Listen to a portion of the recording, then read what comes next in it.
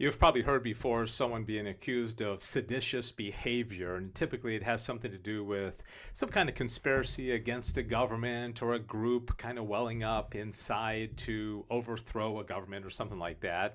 And so in question 42 of Secunda Secundae of the Summa Theologia, St. Thomas Aquinas takes on this whole idea of sedition, what it is and how it's different from the other sins that we've talked about, like contention and strife and all these other things. It's really interesting how many different sins are opposed to charity, and this is a big one, and it is different, and St. Thomas goes out of his way to really distinguish it from the other ones. And you can see they're kind of hard to find pictures to represent sedition, so this doesn't really match that much, but it's the best that I could do. And so there's just two articles here. This one's going to be very, very fast. Whether sedition is a special sin distinct from other sins. So here he's going to try to distinguish it from the other ones. He says sedition is a special sin, having something in common with war and strife, and differing somewhat from them. It has something in common with them insofar as it implies a certain antagonism, and it differs from them in 2 points. First, because war and strife denote actual aggression on either side, whereas sedition may be said to denote either actual aggression or the preparation for such aggression. So if you're gathering forces and planning to overthrow a government or a church body or something like that, well, then that's seditious activity as well.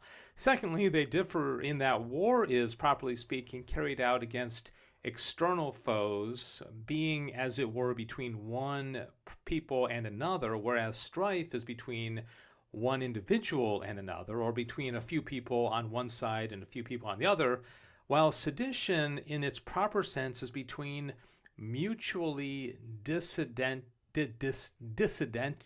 I've never seen that word before. Dissentient. Okay, yeah, there we go. I've never seen that word before. Dissentient parts of one people. Okay, this is inside the group.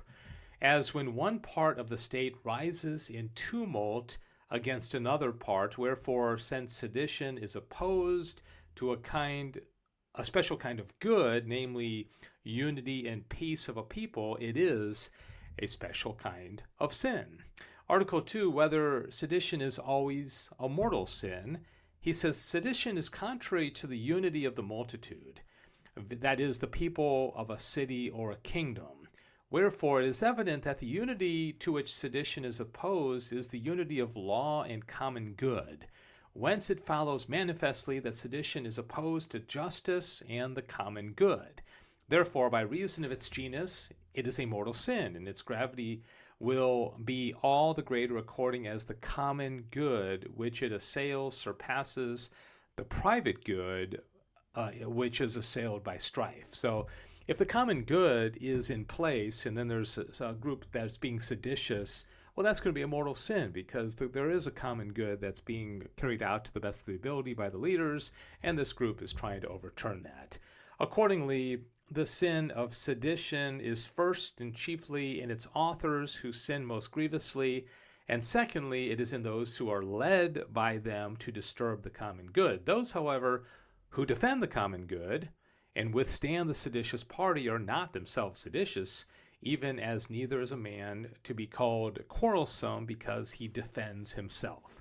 So I think that goes without saying that if you're in the party that's trying to oppose the seditious group and you're trying to defend the common good, well, clearly you're not going to be in any kind of sin having done that.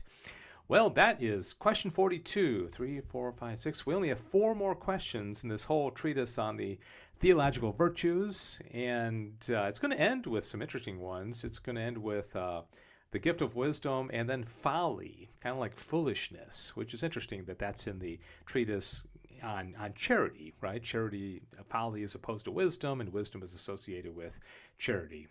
Thank you for joining me. God bless you as we continue to travel through the Summa, one question at a time.